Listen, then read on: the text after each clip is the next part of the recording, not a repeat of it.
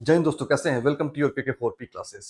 तो जो students class 12 वाले हैं, जो सीबीएसई कंपार्टमेंट जिनका लगा है, या फिर जो बच्चे रेगुलर एग्जाम देने जा रहे हैं फर्स्ट टाइम क्लास 12 का, और जो बच्चे जिनका एसेंशियल रिपीट लगा है, वो सारे बच्चे के लिए ये वीडियो काफ़ी इंपॉर्टेंट है, जिन बच्चों को मैथ में एग्जाम देना है।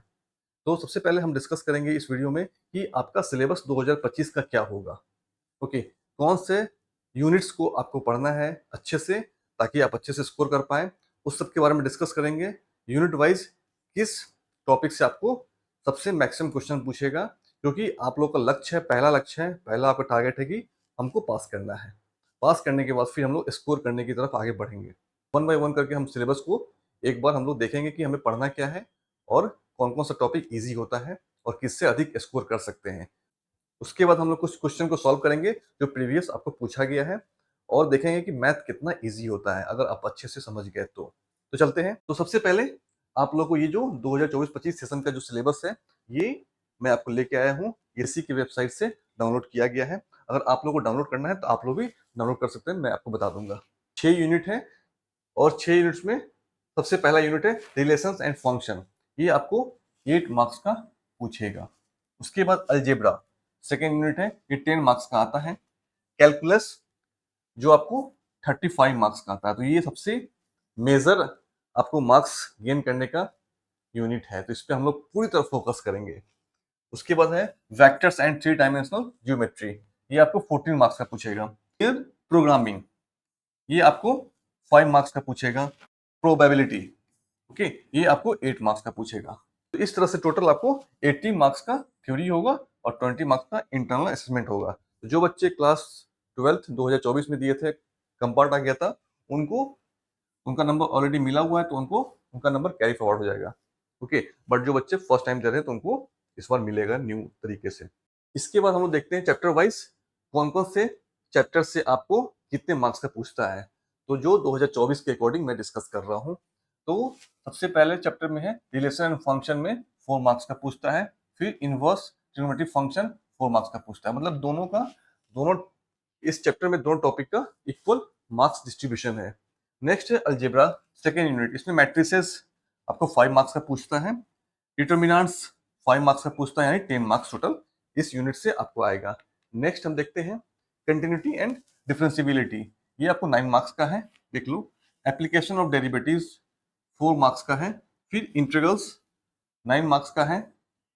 एप्लीकेशन ऑफ इंटीग्रल 6 मार्क्स का, एंड डिफरेंशियल इक्वेशन 7 मार्क्स का। इंटीग्रल थोड़ा टफ होता है, बट आप हमारे थ्रू अगर पढ़ते हैं तो आपको ये भी काफी इजी लगने लगेगा और आप लोग सॉल्व करके आएंगे। एप्लीकेशन इजी होता है, कंटिन्यूटी ये भी इजी है, एप्लीकेशन ऑफ डेरिवेटिव ये भी इजी है, डिफरेंशियल इक्वेशन ये भी इजी है। तो इस पे हम लोग ज्यादा फोकस करेंगे। क्लियर।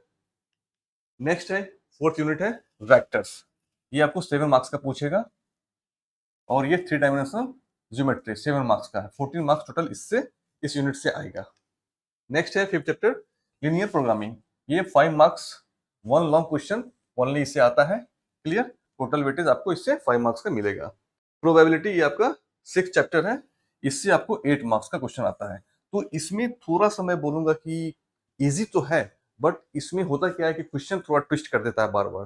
तो आप अगर पढ़ के जाते भी हैं, प्रैक्टिस भी करते हैं, तो मे बी चांसेस थोड़ा कम होता है अगर आप पूरी तरह कॉन्फिडेंट नहीं है तो इस तरह से आप लोगों को पता चल गया होगा कि हमें क्या क्या पढ़ना है और क्या क्या टॉपिक किससे कितने मार्क्स के आते हैं। इससे आपको कॉन्फिडेंस मिलेगा कि आप लोग को क्या करना है, कौन से टॉपिक पे ज़्यादा फोकस करनी है।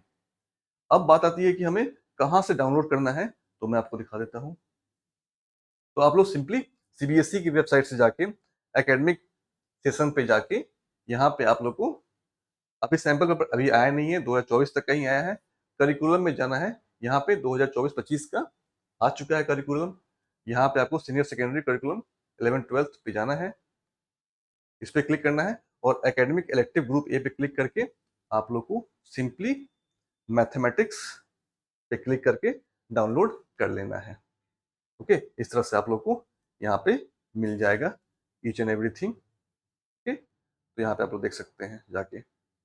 ओके, अब बात आती है कि हमारे पास जो टॉपिक्स हैं, हमारे पास जो भी यूनिट्स हैं, तो ये इसमें क्या types of relation, reflexive, symmetric, transitive and equivalence relation पढ़ना है, one to one and onto function पढ़ना है।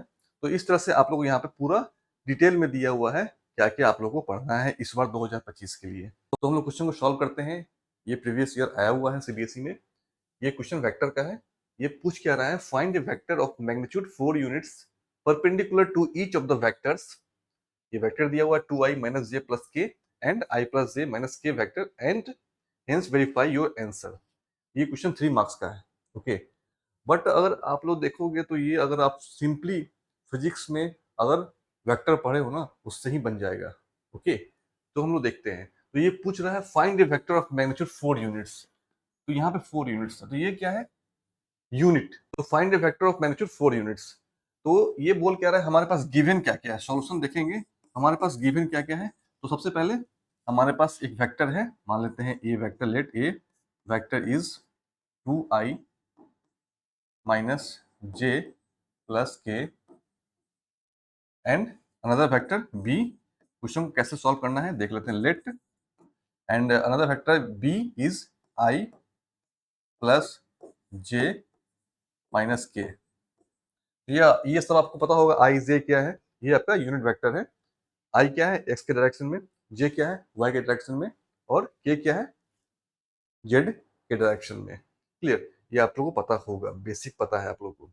तो सबसे पहले हम लोग को निकालना क्या है, यूनिट वेक्टर। 4 यूनिट पूछ रहा है, 4 यूनिट। तो हम लोग सिंपली क्या करेंगे, 4 इंटू 1 यूनिट कर सकते हैं। सिंपल समझो, 1 यूनिट। तो ये 1 यूनिट निकाल लेंगे, 4 से मल्टीप्लाई कर देंगे तो हमको वेक्टर निकल जाएगा। ओके, तो हम लोग, तो वी नो दैट, देखो होता क्या है ना, सीबीएसई में जो आप लोग एग्जाम देते हैं तो वो लोग सही से लिखते नहीं है, आपको स्टेप मार्किंग भी मिलता है। तो हम लोग स्टेप मार्किंग को भी फोकस करेंगे। इन केस अगर किसी कारण से गलती हो जाती है तो स्टेप हमको सपोर्ट करेगा मार्क्स स्कोर करने में। तो be careful. We know that unit vector क्या होता है, यूनिट वेक्टर मान लेते हैं, यूनिट वेक्टर क्या होता है, magnitude of a vector upon magnitude of vector मान लेते हैं। तो ये वेक्टर क्या हो गया, तो मान लेते हैं क्या, B, C is a vector, unit vector क्या हो जाएगा, C vector upon C magnitude. तो सी क्या हो गया, एक वेक्टर है, यूनिट वेक्टर है, इसका फॉर्मूला क्या होता है, vector c upon magnitude of vector c. Clear, तो हम लोग को ए बी निकालना है। ए दिया हुआ है, बी दिया हुआ है, तो इसमें हम लोग क्या करेंगे, सिंपली अब हमें सी, हम लोग क्या करेंगे, इसका ये बोल क्या रहा है, परपेंडिकुलर है। तो आप लोग को पता होना चाहिए कि अगर हम ए डॉट बी लगाते हैं, ए क्रॉस बी हमारे पास दो मल्टीप्लीकेशन होता है वेक्टर का। तो अगर हम ए और बी क्या है, परपेंडिकुलर बोल रहा है क्वेश्चन में, तो ये क्या हो जाएगा, a b magnitude of a and magnitude of b into cos theta. Okay, ये क्या होता है, magnitude of a magnitude of b sine theta, और इसमें डायरेक्शन भी होता है। तो यहाँ पे देखो, अगर परपेंडिकुलर होगा तो थीटा क्या होगा, 90 डिग्री। हम पुट करेंगे यहाँ पे 90 डिग्री, तो cos 90 क्या होता है, जीरो। cos 90 क्या होता है, जीरो, यानी क्या हो जाएगा, ये पूरा पूरा जीरो हो जाएगा। तो इसको हम लोग नहीं लगाएंगे, एक क्रॉस बी लगाएंगे। एक क्रॉस बी लगाएंगे क्या हो जाएगा, ए बी साइन 90 कितना हो जाएगा, साइन 90 डिग्री क्या हो जाएगा, 1, यानी ए बी इंटू 1 यानी ए बी हो जाएगा। तो हम लोग इस वेक्टर को जो डॉट प्रोडक्ट है वो नहीं लगाएंगे, हम लोग क्रॉस प्रोडक्ट लगाएंगे। क्लियर, समझ में आ गया क्यों हम ऐसा कर रहे हैं। तो यहाँ पे हम लोग निकालते हैं ए वेक्टर क्रॉस बी। तो ये क्या हो जाएगा, यहाँ पे simply 2i minus j plus के क्रॉस प्रोडक्ट, हम क्या करेंगे, बी क्या है, i प्लस जे माइनस के। ओके, इस तरह से हम लगाएंगे क्रॉस प्रोडक्ट। तो इसको हम लोग कैसे करते हैं, यहाँ पे आई जे और के मैट्रिसेस बनाएंगे। यहाँ पे क्या है 2, यहाँ क्या है -1, यहाँ पे क्या है के क्या है 1, यहाँ पे 1 है, सिंपली 1। और इस वेक्टर में आएंगे क्या, आई क्या कोफिशिएंट क्या है 1, जे का क्या है +1 और यहाँ पे क्या है -1। इसका ये हमारा हो गया C vector. Okay, C vector निकल के आएगा ये। अब इसको हम लोग सिंपल सॉल्व करेंगे। तो यहाँ पता है हम लोग को ये सॉल्व किए हुए हैं डिटर्मिनेंट में। ये प्लस माइनस प्लस कर दो यहाँ पे। अब यहाँ पे क्या करेंगे, आई को यहाँ पे कॉमन करेंगे और ये क्या हो जाएगा क्रॉस मल्टीप्लीकेशन -1 इंटू -1 +1 और +1 इंटू -1 +1 इंटू 1 क्या हो जाएगा -1। उसी तरह यहाँ पे क्या करेंगे, ये क्या है माइनस है, यहाँ माइनस लिखेंगे -j और यहाँ पे क्या करेंगे, फिर हम लोग सिंपल फॉर्मूला लगाएंगे। तो क्या 2 इंटू -1 -2, ओके, और 1 इंटू 1 -1। उसके बाद हम आते हैं यहाँ पे k पे। इसमें क्या हो जाएगा सिंपल 2 इंटू 1 2 -1 इंटू -1 यानी -1 यानी -1 करेंगे और ये ब्रैकेट क्लोज करेंगे। क्या हो जाएगा यहाँ पे क्या हो जाएगा 0 आई इंटू 0 -2 और -1 -3 आई इंटू +3j कर सकते हैं इसको हम लोग। और यहाँ पे क्या हो जाएगा प्लस माइनस माइनस प्लस और +2 एंड +1 3k हमारे पास आ गया 3j +3k। क्लियर, समझ में आ गया। और ये हमारा सी वेक्टर निकल के आ गया, this is the c vector. अब हमें करना क्या है, इसका एक वेक्टर आ गया सी, इसका हम लोग क्या करेंगे मॉड निकालेंगे यानी मैग्नीट्यूड निकालेंगे। लिखना है इसको मैग्नीट्यूड ऑफ वेक्टर सी। बहुत सारे बच्चे क्या करते हैं लिखते नहीं है, सिर्फ सॉल्व करते हैं। मैथमेटिक्स का मतलब कि बीच बीच में लिखना भी है, ताकि जो एग्जामिनर है वो चेक कर रहा है उसको पता चले कि आप कर क्या रहे हो। ओके, और तो इसका मॉड सी क्या हो जाएगा सिंपल रूट अंडर फॉर्मूला निकाल दो। क्या हो जाएगा 3 का स्क्वायर +3 का स्क्वायर। पता है फॉर्मूला लिखना चाहते हो लिख दोगे। यहाँ पे क्या होता है मैग्नीट्यूड क्या होता है सी का कोफिशिएंट ऑफ जे का स्क्वायर प्लस कोफिशिएंट ऑफ के का स्क्वायर। लिख सकते हैं फॉर्मूला और पुट कर दोगे यहाँ पे। तो 3 3 9 प्लस 3 3 9 यानी 18। इसको सिंप्लीफाई कीजिएगा क्या हो जाएगा रूट अंडर 9 इंटू 2 यानी 3 निकल जाएगा बाहर। 3 √2 आपको आ गया मैग्नीट्यूड ऑफ सी। ओके, यानी 3 √2। ओके, तो हमारे पास एक इक्वेशन ये लिख सकते हो 1, एक इक्वेशन 2। ओके, अब 1 और 2 को सिंपली लेके आना है कहाँ पे, जो मैंने बोला था क्या था हमारे पास निकालना क्या था, यूनिट वेक्टर निकालना सी आ गया। इसको यहाँ पे करेंगे सॉल्व। ओके, तो यूनिट यूनिट वेक्टर सी क्या हो जाएगा सी अपॉन मॉड सी। ओके, और यहाँ पे क्या हो जाएगा सी, ये क्या है 3j +3k 3j +3k put करेंगे, सिंपली पुट कर रहे हैं हम लोग। और यहाँ पे क्या हो जाएगा 3 √2। ओके, इसको फिर सिंप्लीफाई करो। यहाँ पे क्या हो जाएगा 3/3 यानी 3/3 √2 j प्लस जितना स्टेप लेके जाओगे ना उतना नंबर मिलेगा। क्योंकि मैंने वेरिफिकेशन किया है बच्चे लोग का जो इवैल्यूएशन के लिए अप्लाई किए हैं, वो स्टेप छोड़ देते हैं, सिंपली जंप करते हैं। उससे क्या होगा गलती होने का चांस भी होगा और स्टेप मार्किंग में आपको जब स्टेप मार्किंग आपको चाहिए होगा स्टेप मार्किंग में नहीं होगा। तो दो चीज के ध्यान रखो, अगर हम क्वेश्चन को सॉल्व कर रहे हैं इन केस अगर मेरा नंबर खराब होता है तो जब मैं री इवेल्यूशन के लिए अप्लाई करूंगा उस समय अगर स्टेप लिखा रहूंगा, अगर आंसर गलत भी है फॉर्मूला लिखा भी रहेगा, आंसर गलत भी है स्टेप है, तो हम लोग स्कोर कर सकते हैं मार्क्स को, ये ध्यान रखना।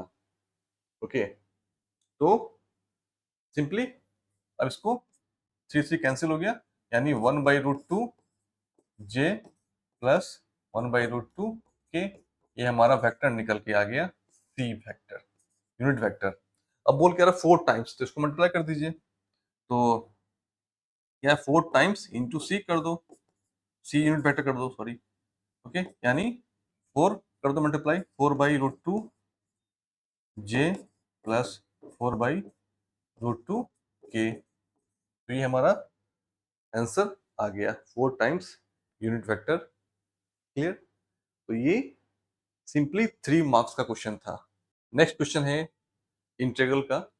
ओके, ये क्या है, इनडेफिनिट इंटीग्रेशन है, इसको हम लोग सॉल्व करना है, ये ऑब्जेक्टिव क्वेश्चन आया हुआ था। तो सबसे पहले हम देखेंगे कि डायरेक्ट मेथड, डायरेक्ट इंटीग्रेशन कर सकते हैं कि नहीं कर सकते हैं, ये देखना है। तो यहाँ पे आप देखोगे कि भाई एक तो डिनोमिनेटर में कुछ न कुछ फंक्शन दिया हुआ है, उसके दो दो फंक्शन है, एक्स है, यहाँ पे log x है, दो अलग अलग फंक्शन है, उसके बाद स्क्वायर भी है, तो डायरेक्ट हम नहीं कर सकते हैं। मतलब क्या कि हमको गाड़ी आगे बढ़ाने के लिए भी कुछ न कुछ इसमें एज्यूम करना पड़ेगा, और इसको इजी करके, सिंप्लीफाई करके फिर हम लोग वापस इसी इसी टर्म में लेके आना है आपको, इसी फंक्शन एक्स के फंक्शन में लेके आना है। तो सिंपल देख लो, डायरेक्ट नहीं कर सकते इंटीग्रेशन, तो चलते हैं, एज्यूम करते हैं। तो यहाँ पे देखो 1/x, ठीक है, log x क्या है, ओके, तो यहाँ पे सिंपली log x को मान लो, जो थोड़ा सा टफ फंक्शन है, जो थोड़ा सा कॉम्प्लेक्स फंक्शन है, उसको एज्यूम कर लो, उसको सिंप्लीफाई कर लो। इसमें मान लेते हैं लेट t बराबर log x, और हम लोग मानते हैं, और फिर लास्ट में ओरिजिनल फंक्शन में लेके आना है। Okay, very good sir. तो इसको हम क्या करेंगे, दोनों तरफ डिफरेंशिएट कर देते हैं। ओके, अब डिफरेंशिएशन बोथ साइड, ये ऑब्जेक्टिव है, लिखने की जरूरत नहीं है, बट प्रैक्टिस बनाओ सब्जेक्टिव को सॉल्व करने के तरीके से। अगर सब्जेक्टिव सॉल्व कर सकते हो तो ऑब्जेक्टिव इजीली सॉल्व हो जाएगा। तो हम, और differentiation both side with respect to x, ये ध्यान रखना है कि हमको किसके रिस्पेक्ट में करना है। Simply dt/dx with respect to x is equal to dy/dx log x। Okay, ये ध्यान रखना है। सिंपली इसको एज इट इज रखें, dt/dx,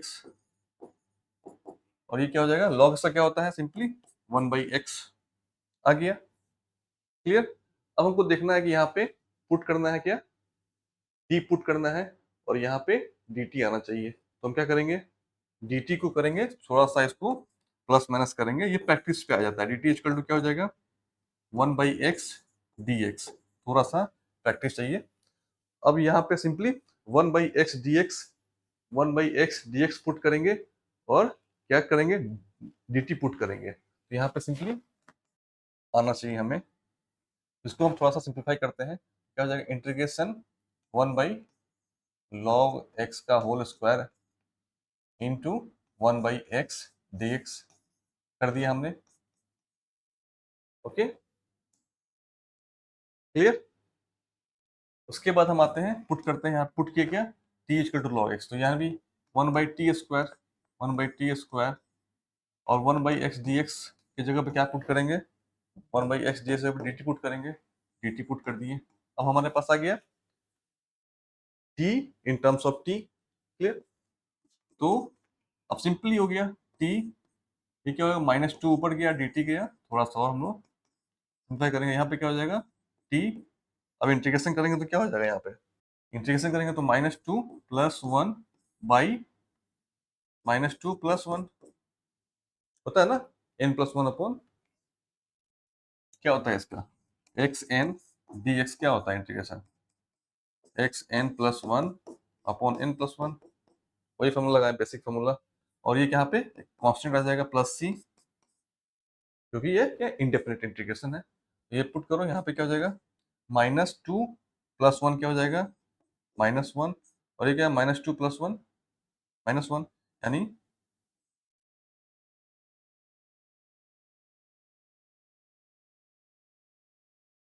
ओके, अपॉन -2 + 1 -1 हो जाएगा, +c हो जाएगा। इसको और सिंप्लीफाई कर दो, यानी -1/t + c आ गया। ओके, तो ये हमारा इंटीग्रेशन आ गया। इसको मान लेते हैं i है, ये i है, तो i क्या हो जाएगा, माइनस 1/t प्लस सी, और अब t क्या है वापस पुट करो, t क्या तो log x था, यहाँ पे सिंपली क्या करेंगे 1/log x minus plus c is the answer. Okay, तो ये सिंपली वापस रिवर्ट कर दिए, तो आ गया हमारा -1/log x प्लस सी, ये आंसर हो गया। तो इसमें क्या है, डिफरेंशिएशन तो आना ही चाहिए, क्योंकि डिफरेंशिएशन पहले पढ़ना है, इंटीग्रेशन बाद में पढ़ना है। ओके, क्योंकि डिफरेंशिएशन का उल्टा ही क्या है, इंटीग्रेशन है। तो डिफरेंशिएशन आपको थोड़ा बहुत आना चाहिए। क्लियर, तो इस तरह से आप सॉल्व कर दिए। स्टेप को लेके चलना है, क्योंकि स्टेप इज वेरी इंपॉर्टेंट। मैं बार बार बोल रहा हूँ कि वर्स्ट केस में आपको स्टेप मार्किंग बहुत हेल्प करेगा। हम लोग भी कॉपी चेक करते हैं तो स्टेप्स देखते हैं, तो स्टेप पे भी हम लोग दे सकते हैं आंसर, नंबर दे सकते हैं। ओके, तो ये एक टीचर जो कॉपी चेक करता है, उस पॉइंट ऑफ व्यू से मैं आपको सॉल्यूशन दे रहा हूँ। ओके, एज ए स्टूडेंट और एज ए टीचर दोनों मैं काम कर रहा हूँ यहाँ पे। तो इस चीज को आप अगर पहचान लोगे तो आपका प्रॉब्लम सॉल्व हो जाएगा। क्लियर, इस क्वेश्चन को हम लोग सॉल्व करते हैं, ये भी आपको प्रीवियस ईयर आया हुआ था 2024 में, ऑब्जेक्टिव क्वेश्चन है। तो ये मैट्रिक्स का है। इसमें क्वेश्चन क्या पूछ रहा है, एक मैट्रिक्स दिया हुआ है। ओके, ये क्या है 3/3 मैट्रिक्स दिया हुआ है। बोल क्या रहा है, is a skew symmetry matrix, then the value of 2a minus b plus c is equal to what. इस चार ऑप्शन में से आप लोग को निकालना है। तो सबसे पहले आप लोग ऑब्जेक्टिव को सॉल्व करते हैं ना, तो ऑब्जेक्टिव की तरह मत सॉल्व करो। ऑब्जेक्टिव कब आपका ठीक होगा, जब आपका सब्जेक्टिव ठीक होगा। तो बिल्कुल प्रोसेस को फॉलो करो, थोड़ा स्पीड बढ़ा लो। तो सबसे पहले हम लोग सॉल्व करेंगे। ये यहाँ पे क्या दिया, कंडीशन दिया स्क्यू सिमेट्री मैट्रिक्स है ये। ओके, तो हमको निकालना क्या है, 2a minus b plus c is what. यहाँ पे देखो, यहाँ पे क्या है, ए भी है, बी भी है, सी भी है, यानी तीनों वेरिएबल यहाँ पे पड़ा हुआ है। कुछ न्यूमेरिकल्स है यहाँ पे, कुछ नंबर्स है यहाँ पे, इसको सॉल्व करके हम लोग को उसका वैल्यू निकाल लेना है, इससे मैच करा लेना है। तो इसमें कंडीशन क्या बोल रहा है, ये कंडीशन दिया हुआ है कि स्क्यू सिमेट्री मैट्रिक्स बोल दिया है कि ये स्क्यू सिमेट्री मैट्रिक्स है। तो हम लोग को स्क्यू सिमेट्री मैट्रिक्स का प्रॉपर्टीज पता होना चाहिए कि होता क्या है। अगर इतना से अगर हमको पता रहेगा तो इजिली सॉल्व हो जाएगा, अदरवाइज नहीं सॉल्व होगा। तो इसमें क्या बोलता है स्क्यू सिमेट्री मैट्रिक्स में, कि अगर कोई स्क्वायर मैट्रिक्स अगर n इंटू एन में यानी 3/3 में है, तो वो कब होगा स्क्यू मैट्रिक्स, जब जब transpose of this matrix is equal to negative of matrix. मतलब क्या, ये मैट्रिक्स है, इसका ट्रांसपोज क्या होता है, निगेटिव ऑफ मैट्रिक्स ए। ये कंडीशन है, ये शर्त है, तभी ये स्क्यू मैट्रिक्स होगा, स्क्यू सिमेट्री मैट्रिक्स होगा। तो अब हमें यहाँ पे दो टर्म है, एक टर्म है ट्रांसपोज मैट्रिक्स क्या होता है ये पता होना चाहिए। उसके बाद नेगेटिव मैट्रिक्स में क्या है, नेगेटिव मल्टीप्लाई कर देना है, उसमें कोई दिक्कत वाली बात नहीं है। तो ट्रांसपोज मैट्रिक्स होता क्या है, तो ट्रांसपोज क्या होता है, एटी क्या होता है, ट्रांसपोज क्या होता है कि जो ये आपका क्या कॉलम है, C1 C2 C3 ये कॉलम है, ये क्या है R1 R2 R3, ये रो है। तो इसमें क्या बोलता है, कॉलम को हमको रो में चेंज कर देना है, कॉलम को रो में चेंज कर देना है। तो ये कॉलम C1 है, इसको रो 1 में कर देना है, यानी 80 क्या हो जाएगा, 80 बराबर क्या हो जाएगा, AB1 को डाल देना, तो AB1 पुट कर दिए, फिर C0 minus 5, C0 minus 5, simple transpose कर रहे हैं। उसके बाद ये क्या कॉलम 3 है, इसको रो में बदलना है, तो -1 5 एंड 0। तो सबसे पहला काम हो गया, ट्रांसपोज मैट्रिक्स हमने तैयार कर लिया, यहाँ तक कोई दिक्कत नहीं है। अब इसको क्या करना है, -a करना है। क्लियर, इसमें ए क्या हो जाएगा, -a, इसमें मल्टीप्लाई कर दो सिंपल माइनस से, इक्वल टू क्या हो जाएगा, क्योंकि 80 क्या होगा -a, -a मल्टीप्लाई कर दो, यहाँ पे क्या हो जाएगा, -a minus c minus minus plus 1, फिर -b, फिर -0 0 -5, यहाँ पे क्या हो जाएगा, -1 माइनस माइनस +5 एंड 0। एक इक्वेशन तैयार हो गया हमारा, कोई प्रॉब्लम नहीं है। इस इक्वेशन को सॉल्व कीजिए, करते हैं सॉल्व। हमें क्या करना है, कंपेयर कर दो इसको।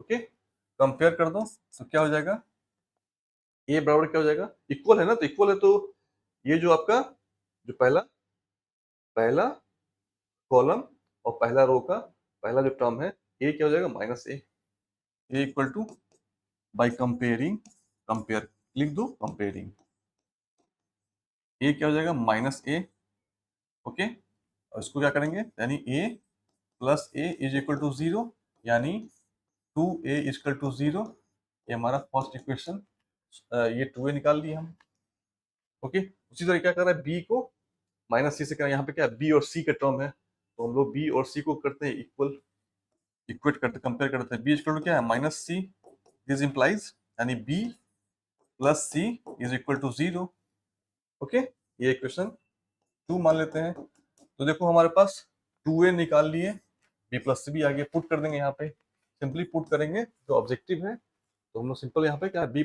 2a क्या है 0 2a की जगह पुट कर दिए 0 प्लस प्लस क्या है b प्लस सी ये भी क्या है 0 यानी इक्वल टू 0 ऑप्शन क्या हो जाएगा a is the correct answer 0 answer आ गया तो हमें क्या इसमें पता करना था सिर्फ हमको जो उसका प्रॉपर्टीज है वो हमें पता होना चाहिए तो इस तरह से आप लोगों को क्वेश्चन सॉल्व करना है आई थिंक समझ में आ गया होगा कि आप लोग कैसे अप्रोच करना है तो इस तरह से आप लोग को क्लास 12 2025 के लिए तैयारी शुरू कर देनी है ओके तो बैच स्टार्ट हो रहा है आप लोग फटाफट ज्वाइन कर लीजिए ओके और जो टाइमिंग है वो मैं आपको इन्फॉर्म कर दूंगा उस टाइम में आप लोग को क्लास होगा और एप्लीकेशन है केकेपी क्लासेस वो एप्लीकेशन मैं आप लोगों को भेज दूंगा लिंक वो डाउनलोड कर लीजिएगा एप्लीकेशन के थ्रू ही पढ़ाई होगी आई थिंक समझ में आ गया होगा मिलते हैं वीडियो में good luck bye bye have a nice day जय हिंद